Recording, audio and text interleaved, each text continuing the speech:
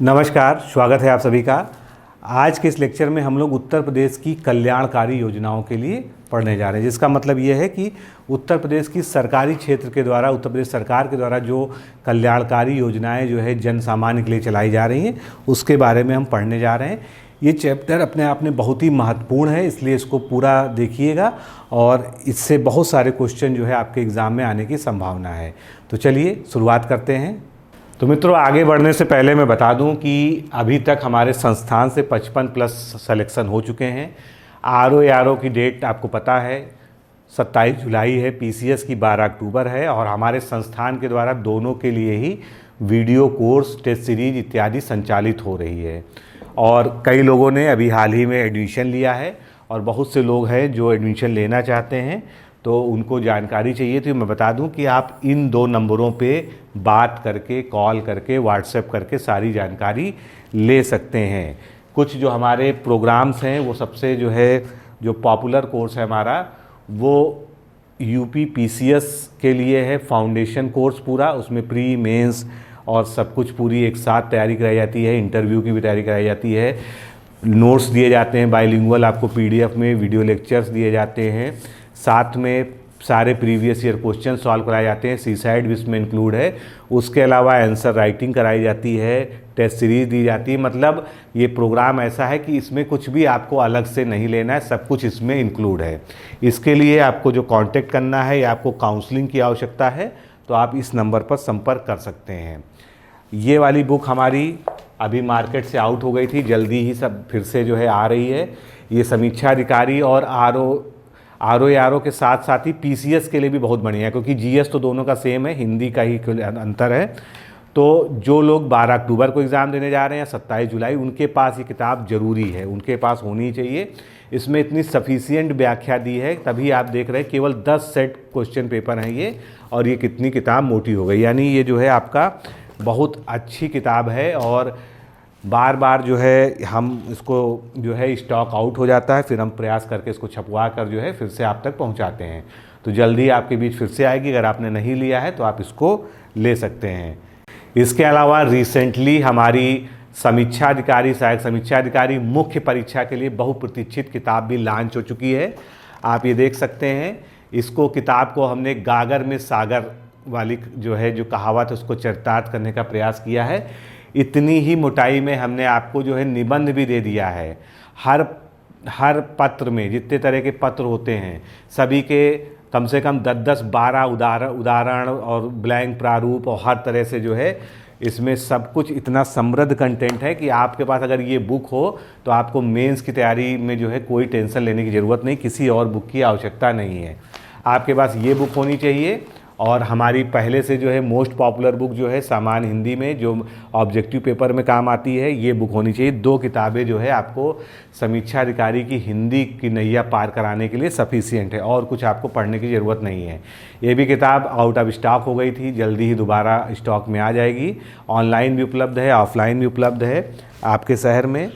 इसके लिए आप इस वीडियो के डिस्क्रिप्शन में देख सकते हैं, वहाँ पर सारी जानकारी दी गई। वैसे तो अगर हम उत्तर प्रदेश में योजनाओं की बात करें तो कुछ नहीं तो 200-250 योजनाएं तो हम गिना ही सकते हैं, लेकिन हम बहुत सारे जो हमने पिछले चैप्टर्स पढ़े हैं उनमें कई सारी योजनाएं बीच बीच में कवर होती चली गई हैं, कई सारी नीतियाँ कवर होती चली गई हैं, तो उनको हम यहाँ रिपीट भी नहीं करने वाले हैं। तो हम बिल्कुल जो अभी तक बिल्कुल अनटच्ड योजनाएं हैं उनको ही यहाँ पर करेंगे, और जो बड़ी हैं, जिनको अम्ब्रेला स्कीम्स कहते हैं या मेन स्ट्रीम बड़ी योजनाएं हैं, क्योंकि बड़ी योजनाओं के अंदर भी कई सारी छोटी योजनाएं होती हैं। तो जो बड़ी योजनाएं हैं इस तरह की लगभग हम 19-20 योजनाएं आज के इस लेक्चर में कवर करेंगे। तो सबसे पहले अगर देखेंगे तो उत्तर प्रदेश में मुख्यमंत्री जन आरोग्य योजना है, स्वामी विवेकानंद युवा योजना है, इस तरह की मुख्यमंत्री दुर्घटना बीमा योजना है, अभ्युदय कोचिंग वाली योजना है, कन्या सुमंगला योजना तो फ्लैगशिप योजना मानी जाती है। तो ये सारी योजनाएं हम 1 बाय 1 कवर करेंगे। और योजनाओं में आप एक चीज़ ध्यान रखिएगा, योजना का उद्देश्य, वो कब प्रारंभ हुई थी और उसमें पात्रताएं क्या क्या हैं, ये 3 चीज़ें बहुत ज़्यादा महत्वपूर्ण है। बाकी उसकी उपलब्धियों के बारे में प्रश्न इसलिए कम आते हैं क्योंकि वो समसामयिक हो जाते हैं। तो अभी अगर हम बात करेंगे तो मुख्यमंत्री जन आरोग्य योजना से शुरुआत करते हैं, जिसको हम लोग बहुत सामान्य तरीके से आयुष्मान भारत योजना के बारे में जानते हैं। तो ये योजना पूरे देश में चल रही है, तो उत्तर प्रदेश में भी चल रही है। और इसमें जो है ये प्रधानमंत्री जन आरोग्य योजना का ही जो है क्या है, राज्य स्तरीय स्वरूप है। जो हमारे स्टेट में लागू किया गया है उसको हमने मुख्यमंत्री जन आरोग्य योजना का नाम दिया गया है। इसकी शुरुआत अगर हम देखें तो मार्च 2019 में की गई थी। और इसमें आप जानते हैं कि जो लोग पात्र व्यक्ति हैं उन्हें जो है इसमें क्या किया जाता है, 5 लाख रुपए तक का मुफ्त इलाज प्रदान किया जाता है। सभी सरकारी अस्पतालों में तो है ही है, इसमें कई सारे प्राइवेट हॉस्पिटल भी इन्वॉल्व हैं। अब इनमें जो चयन होता है कि कौन कौन लोग पात्र हैं, उसके लिए जो सामाजिक आर्थिक जनगणना 2021 थी उसके तहत पात्र व्यक्तियों को ही लिया जाता है। और ये आप ये भी जानते हैं अभी तक 2021 की जनगणना जो हुई थी वो अभी हो नहीं पाई है, तो इस वजह से आज भी वही डेटा चल रहा है। तो इसमें क्या है, कई सारे ऐसे लोग हैं जो अब पात्र हैं लेकिन इस योजना में कवर नहीं हो रहे हैं।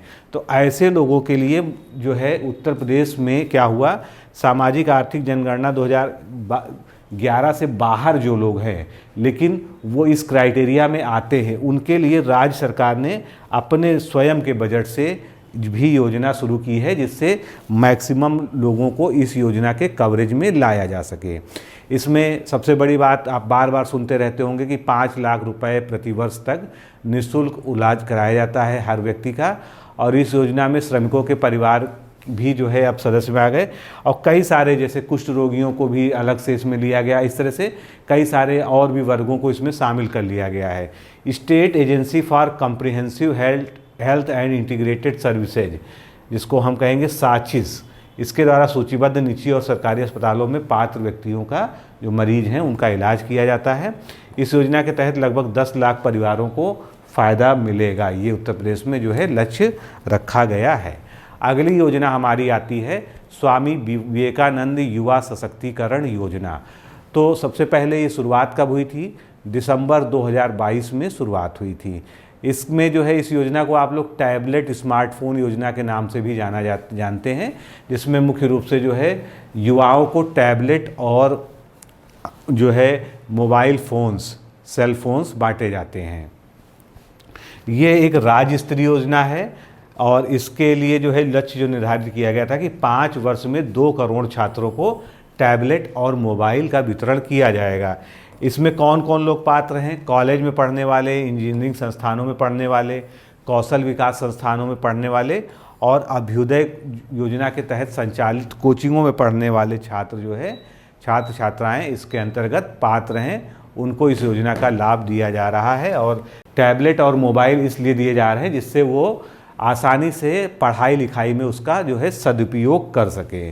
तो इस तरह की आपने एक योजना देखी होगी, जब समाजवादी पार्टी की सरकार थी उनके द्वारा भी शुरू की गई थी, उसमें लैपटॉप का भी वितरण किया जाता था। तो लगभग उसी तरह की योजना है, बस उसका स्वरूप परिवर्तित हो गया है। फरवरी 2025 में जो बजट प्रस्तुत हुआ था उसमें इसके लिए 4000 करोड़ रुपए का जो है बजट रखा गया था, बजट आवंटित किया गया था। और Uttar Pradesh development systems and corporation limited इस योजना के लिए नोडल एजेंसी है, जिसके ऊपर जो है इस योजना के क्रियान्वयन की पूरी जिम्मेदारी रखी गई है। अगली योजना है मुख्यमंत्री दुर्घटना बीमा योजना। देखिए जो संगठित क्षेत्र है, जैसे सरकारी क्षेत्र है या जो है कॉरपोरेट क्षेत्र है, वहाँ पर जो लोग काम करते हैं उनको किसी न किसी प्रकार के दुर्घटना बीमा जो है उनको मिलता ही मिलता है। लेकिन एक बड़ा जो है कामगार वर्ग है जो असंगठित क्षेत्र में काम करता है, और उसी असंगठित क्षेत्र को ध्यान में रखते हुए अक्टूबर 2021 में इस योजना की शुरुआत की गई थी, जिससे असंगठित क्षेत्र के कामगारों को भी सुरक्षा प्रदान हो सके। तो इस योजना के तहत श्रमिक की अगर दुर्घटना में मृत्यु या स्थायी रूप से दिव्यांगता हो जाती है तो 2 लाख रुपए की आर्थिक सहायता जो है उसको की जाती है। और उसके बाद जो है जो दिव्यांगता होती है वो मान लीजिए हाथ की है, पैर की है, आँख की है, तो इस तरह से 6 अलग अलग कैटेगरीज हैं। तो 6 श्रेणियों में अलग अलग तरीके की आर्थिक सहायता उनको दी जाती है। बीमा योजना के लाभ के लिए कर्मचारी की दुर्घटना के 30 दिन के भीतर जो है आवेदन करना होता है, तब इस बीमा योजना का लाभ मिल पाता है। अगली योजना है, आप लोग जो है इससे भली भांति परिचित हैं, बहुत से लोगों ने इस योजना का लाभ भी उठाया होगा, वो है अभ्युदय योजना। इसमें जो है UPSC, UPPSC, NEET, NDA, CDS और बाकी कई सारे और वनडे एग्ज़ाम्स की जो है सरकार के द्वारा संचालित कोचिंग संस्थाओं में तैयारी कराई जाती है। और ये कोचिंग संस्थाएं ऑनलाइन भी चलती हैं और इसमें ऑफलाइन और ऑफलाइन दोनों ही तरह की क्लासेज का प्रावधान रहता है। तो ये योजना जो आई थी ये फरवरी 2021 में आई थी। शुरुआत में इसको कुछ ही ज़िलों में लागू किया गया था, लेकिन धीरे धीरे जो है अब इसका कवरेज जो है पूरे 75 ज़िलों में हो गया है। और इसका जो आधिकारिक नाम है इस योजना का, ये भी ध्यान रखिएगा, मुख्यमंत्री अभ्युदय योजना इसका नाम है। तो इसमें बहुत सारे एग्ज़ाम्स की तैयारी कराई जाती है। इसके अलावा उनको पुस्तकालय की सुविधा, विषय विशेषज्ञ से परामर्श के लिए टेस्ट सीरीज, काउंसलिंग, क्योंकि जो है कोई भी अगर सिविल सर्विसेज या इस तरह की तैयारी करता है किसी भी एग्ज़ाम की, तो उसको ये सब तरह की सुविधाएं मिलती हैं। और इसमें एक और फ़ायदा है, जो पीछे हमने स्वामी विवेकानंद सशक्तिकरण योजना देखा, जिसमें जो है स्मार्टफोन और टैबलेट्स का वितरण होता है, तो उसका लाभ जो है इन छात्रों को भी दिया जाता है जो इस योजना के अंतर्गत किसी न किसी ज़िले में पढ़ रहे होते हैं। अगली बात करेंगे हम कन्या सुमंगला योजना की। तो कन्या सुमंगला योजना जो है ये मुख्य रूप से महिला सशक्तिकरण की दिशा में एक बहुत बड़ा प्रयास है। इस योजना की शुरुआत उत्तर प्रदेश में अक्टूबर 2019 से शुरू की गई थी। इसका जो उद्देश्य है, जैसा मैंने कहा कि महिला सशक्तिकरण से जुड़ा हुआ है, क्योंकि होता क्या है, महिलाओं को जो है हाशिए पे रख कर बालिकाओं को उनकी शिक्षा दीक्षा को ज़रूरी ना समझकर जो है बालकों को ही बढ़ाया जा रहा था। एक समाज की ये स्थिति थी। लेकिन चूंकि अब इसमें क्या है, इसमें सरकार पैसा दे रही है, हर चरण में 6 चरणों में लगभग उसको 25,000 रुपये की जो है धनराशि दी जा रही है। आज की डेट में शुरुआत जब इस योजना की हुई थी तो 15,000 रुपये दी जाती थी। तो ऐसी स्थिति में अब कौन नहीं चाहेगा कि उनके घर की बेटियां भी पढ़ें, क्योंकि अब तो सरकारी सहायता भी इसके लिए दी जा रही है। तो ये उत्तर प्रदेश की एक फ्लैगशिप योजना है। यह राशि जो है जो 25,000 रुपये की अब दी जाती है, ये लड़की के जन्म से लेके उनके हाई स्कूल तक की शिक्षा तक 6 चरणों में दी जाती है। इसमें कुछ हैं कि 5th क्लास पास करेगी तो इतना, 8th क्लास पास करेगी तो इतना, इस तरह से जो है दी जाती है। योजना के लिए आवेदन करते समय वक्त जो है परिवार की आय 3 लाख रुपए से अधिक नहीं होनी चाहिए। और योजना का जो मुख्य उद्देश्य है कि कन्या भ्रूण हत्या को रोका जाए, असमान लिंगानुपात को कम किया जाए और महिला सशक्तिकरण किया जाए, जिससे बेटियां भी जो है समाज में बेटों के बराबर ही जो है अपनी पोजीशन मेंटेन कर पाएँ। और इसमें एक और ख़ास बात है, एक परिवार के अधिकतम 2 ही बेटियों को इस योजना का लाभ मिलता है। तो इससे क्या संदेश है कि परिवार को सीमित रखना भी जो है ज़रूरी है। अगर किसी परिवार ने किसी लड़की को गोद लिया है तो उसे भी इस योजना का लाभ दिया जाता है। ये भी जो है एक अच्छी बात है। आगे बढ़ते हैं, मुख्यमंत्री सामूहिक विवाह योजना की बात करते हैं। तो ये जो है एक सामूहिक विवाह की योजना है, जिसको अक्टूबर 2017 में शुरू किया गया था, यानी बहुत समय से चल रहा है। इसमें क्या है, गरीबी रेखा से नीचे रहने वाले परिवारों के वर्ग के व्यक्तियों के पुत्रियों के लिए शादी कराने का जो जिम्मा है वो एक तरह से सरकार ने ले लिया है। और सामूहिक विवाह के अंतर्गत जो है ये शादियां समाज कल्याण विभाग के द्वारा कराई जाती हैं। तो आपसे क्वेश्चन आ सकता है कि कौन से विभाग से ये योजना संबंधित है, तो आपको बताना होगा कि ये समाज कल्याण विभाग द्वारा जो है संचालित है। अब इसमें विधवा और तलाकशुदा महिलाएं भी अगर जो है दोबारा उनका विवाह कराया जा रहा है, तब भी जो है उनको जो है विवाह हेतु जो है इसमें उनको शामिल किया जाता है इस योजना के अंतर्गत। इसमें जो है जो नवविवाहित जोड़ा होता है उसको 51,000 रुपये सरकार की तरफ से दिया जाता है उपहार स्वरूप। अब उसमें से 51,000 में से 35,000 रुपये की आर्थिक मदद हो जाती है डायरेक्ट, और जो लड़की के खाते में जाती है 10,000 रुपये की वैवाहिक सामग्री क्रय करने के लिए, तथा 6,000 रुपये जो विवाह पर खर्च आता है उसके लिए किया जाता है।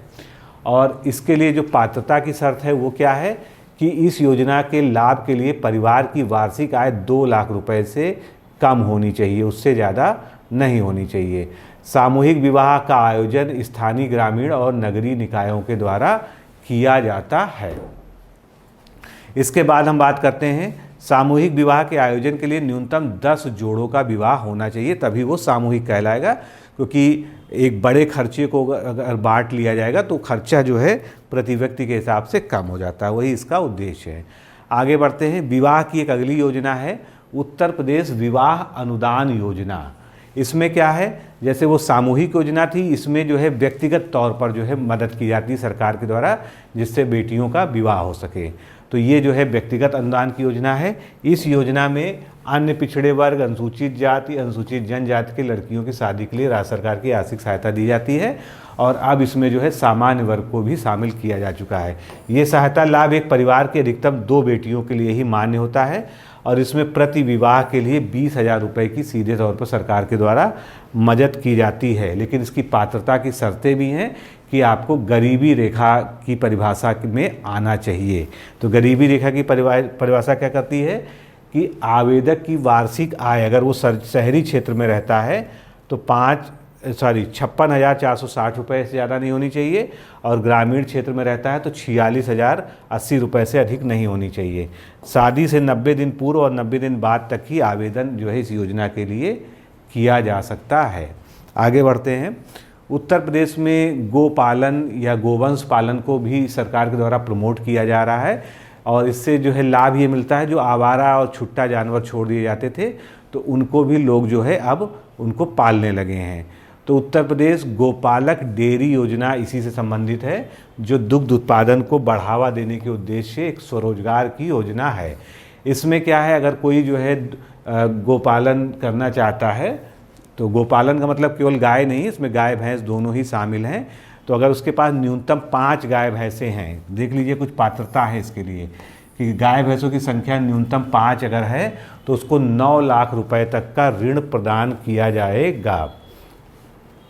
इस योजना के तहत जिन भी बेरोजगारों और किसानों को ऋण प्राप्त होता है उन्हें सरकार 2 लाख रुपए तक की सब्सिडी भी देती है। सरकार गोपालकों को इस हर साल 40,000 रुपये की ब्याज सब्सिडी अगले 5 वर्ष तक देती है, जिससे जो है जो ऋण मिल रहा है उसमें ब्याज में भी उनको छूट मिल सके। लेकिन इसके लिए एक और शर्त है, 5 जानवर तो आपके पास होने ही चाहिए गोवंश के, लेकिन साथ ही साथ 1.5 लाख रुपए का सेटअप जो लगाना है पशुशाला बनाने के लिए, वो आपको स्वयं ही लगाना होगा। और ऋण के लाभ के लिए आवेदक की आय 1 लाख रुपए से अधिक नहीं होनी चाहिए।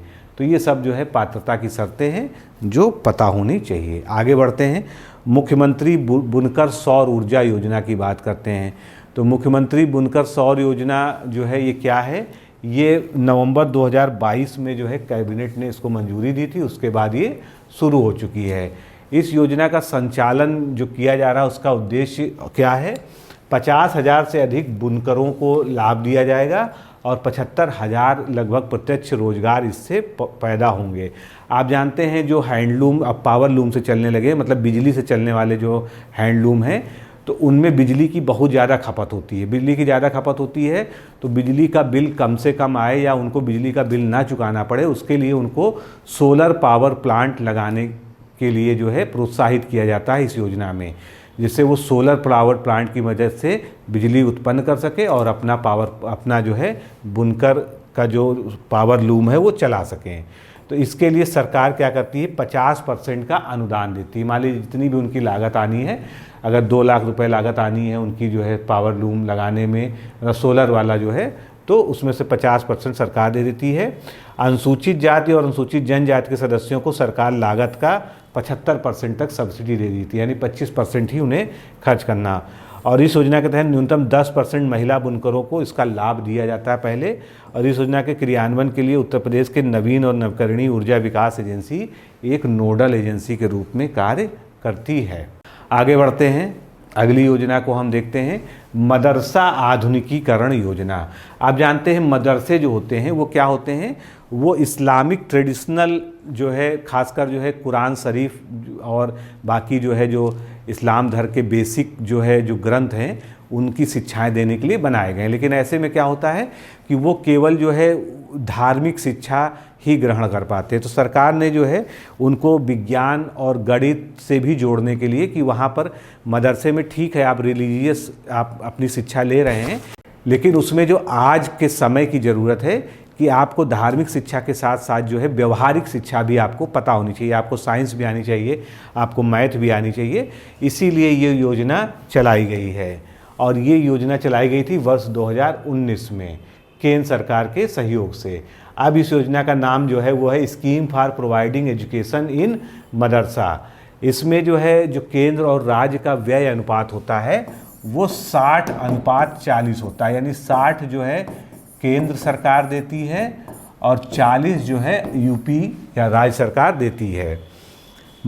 इसमें जो है मदरसों में आधुनिक विषय पढ़ाने वाले शिक्षकों की नियुक्ति की जाती है और उन शिक्षकों को जो है 6,000 रुपये प्रतिमाह दिया जाता है, जैसे अंग्रेजी, गणित, विज्ञान आदि पढ़ाने के लिए दिया जाता है और ये स्नातक शिक्षक होते हैं। इसके अतिरिक्त परास्नातक और बीएड शिक्षकों को प्रतिमाह 12,000 रुपये इस स्कीम में दिए जाते हैं। तो इससे जो है मदरसों में आधुनिक शिक्षा की शुरुआत हो सकी है। आगे बढ़ते हैं। बाबा साहब अम्बेडकर रोजगार योजना, नाम से ही आप समझ पा रहे हैं कि ये एक रोजगार की योजना है। इस योजना को जो है पहले किस नाम से जाना जाता था? इस योजना को पहले अम्बेडकर विशेष रोजगार योजना के नाम से जाना जाता था। अब नाम चेंज करके बाबा साहब अम्बेडकर रोजगार प्रोत्साहन योजना इसको कहा जाता है। नवंबर 2019 में प्रदेश सरकार ने इसका जो है नाम बदलकर बाबा साहब अम्बेडकर रोजगार प्रोत्साहन योजना कर दिया गया। ये योजना पहले से चल रही थी, नवंबर 2019 में इसको जो है थोड़ा सा इसका ढांचा परिवर्तन किया गया, नाम बदला गया।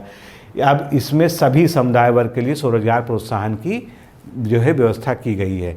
योजना के तहत स्वरोजगार के लिए अनुसूचित जाति, जनजाति, दिव्यांग को 35% की सब्सिडी या अनुदान दिया जाता है, जो कि अधिकतम 70,000 रुपये होगी। सामान्य श्रेणी के सदस्यों को 25%, जो जनरल कैटेगरी के हैं उनको 25% का अनुदान दिया जाता है और ये अनुदान अधिकतम कितना हो सकता है? जनरल के लिए 50,000 रुपये हो सकता है।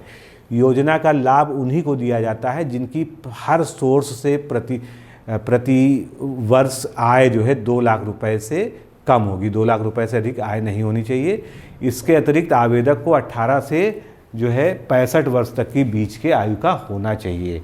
तो इस तरह से वो अपना स्वरोजगार इस योजना के माध्यम से कर सकेगा सरकार से लोन लेकर।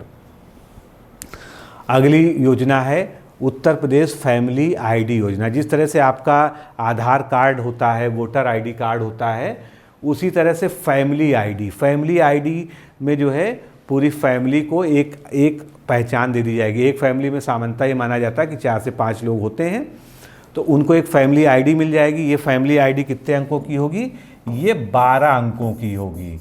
और आगे इसका क्या इस्तेमाल होगा? इस फैमिली आईडी को ही आपके जो है राशन कार्ड की आईडी बना दिया जाएगा। अभी तो आपके राशन कार्ड की आईडी अलग होगी, लेकिन यही 12 अंकों की फैमिली आईडी आपकी राशन कार्ड की आईडी बन जाएगी। और जितनी भी सरकारी योजनाएं होंगी जो परिवार स्तर पर दी जाती हैं, उसमें इस फैमिली आईडी का यूज होगा। और चूंकि ये फैमिली आईडी बनेगी तो एक विशिष्ट प्रकार का पहचान पत्र जारी किया जाएगा उस फैमिली के लिए, जिस प्रकार से आधार या वोटर आईडी कार्ड होता है। तो ये जो है बहुत ही अच्छी स्कीम है और जितनी भी बाकी जो है स्कीमें आएंगी सरकारी, वो जो है इसी के माध्यम से शुरू होंगी। तो ये इसकी शुरुआत भी हो चुकी है, इस पे काम जो है चल रहा है। अगली योजना हम ले लेते हैं उत्तर प्रदेश महिला सामर्थ्य योजना, यानी जो है महिलाओं की सामर्थ्य बनाना, वुमेन्स स्ट्रेंथनिंग स्कीम। तो इसकी घोषणा जो है जो बजट था जो है 21-22 का, उसमें की गई थी। इस योजना का मुख्य उद्देश्य है महिलाओं को सशक्त और आत्मनिर्भर बनाना। तो इससे क्या होता है? महिलाओं को रोजगार दिया जाएगा इस योजना के माध्यम से और रोजगार के लिए प्रेरित किया जाएगा और रोजगार बढ़ाने में उनकी मदद की जाएगी। विभिन्न प्रकार के रोजगार संबंधी उनको प्रशिक्षण दिए जाएंगे और जिससे वो अपना स्वरोजगार कर सकें। और स्वरोजगार करके वो जो भी प्रोडक्ट बनाएंगी वो जो है क्या होंगे? वो जो है बाज़ार में बिकवाने और उन उत्पादों को बिक्री करवाने तक का भी जो है सरकार पूरा प्रयास करेगी। उसके लिए क्या करेंगे? कई सारे सेमिनार, वर्कशॉप, परामर्श केंद्र ये सभी उपलब्ध कराए जाएंगे, जिससे महिलाएं आगे बढ़कर आएँ। और सुविधा केंद्रों की स्थापना की कुल लागत का 90% जो है कौन देगा? सरकार स्वयं वहन करेगी।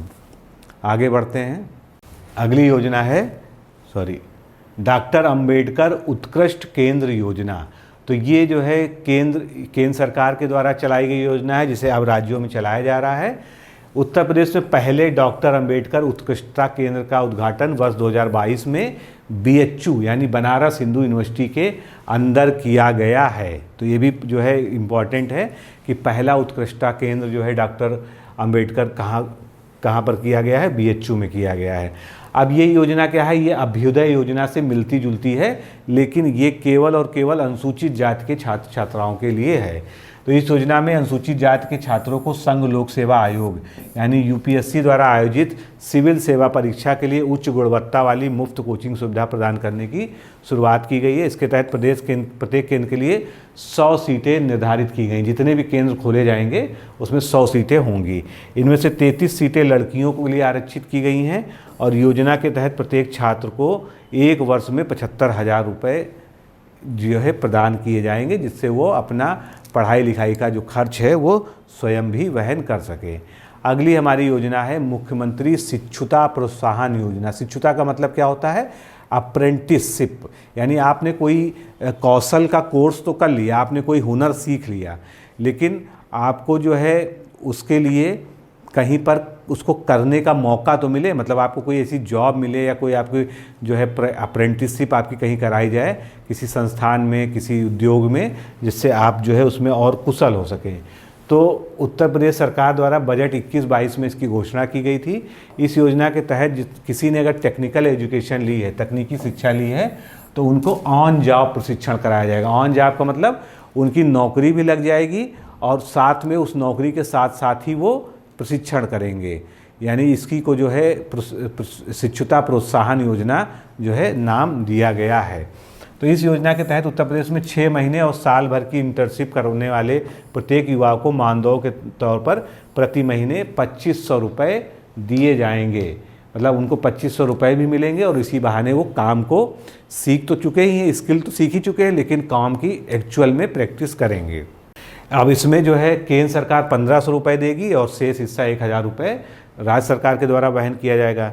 न्यूनतम आपको 10वीं पास करना अनिवार्य है इसके लिए और 5 लाख युवाओं को इसके तहत जो है अप्रेंटिसशिप कराई जाएगी। ऐसा जो है सरकार का जो है विज़न है, उद्देश्य है। तो मित्रों, इस तरह से आज के इस लेक्चर में हमने जो है उत्तर प्रदेश की योजनाओं को और नियोजित विकास के बारे में जो है जो कुछ चीज़ें थी उसको अच्छे से कवर किया। फिर मिलते हैं किसी अगले वीडियो में। नमस्कार, धन्यवाद। दोस्तों, क्या आप PCS अधिकारी बनना चाहते हैं? यदि हाँ, तो डिकोड एग्जाम लेकर आया है UP PCS फाउंडेशन कोर्स 2025। यह एक ऑल इन वन कोर्स है जिसमें प्रीलिम्स मेंस दोनों ही परीक्षाओं के लिए वीडियो लेक्चर, NCERT और standard books based bilingual notes उपलब्ध कराया जा रहा है। इस कोर्स में प्री और मेंस के सभी प्रीवियस ईयर क्वेश्चंस पेपर भी वीडियो लेक्चर के माध्यम से कोर्स में सम्मिलित होंगे। साथ ही साथ में कोर्स का कंटेंट गुणवत्तापूर्ण होने के साथ ही साथ एग्जाम ओरिएंटेड है, जिससे कोर्स लेने वाले स्टूडेंट्स को कोई भी बाहरी पुस्तक या नोट्स पढ़ने की आवश्यकता न पड़े। इस कोर्स में प्रीलिम्स और मेंस के टेस्ट सीरीज तथा आंसर राइटिंग प्रोग्राम भी शामिल है, जिसके साथ ही साथ टेलीग्राम ग्रुप में रेगुलर टॉपिक वाइज टेस्ट कराए जाएंगे।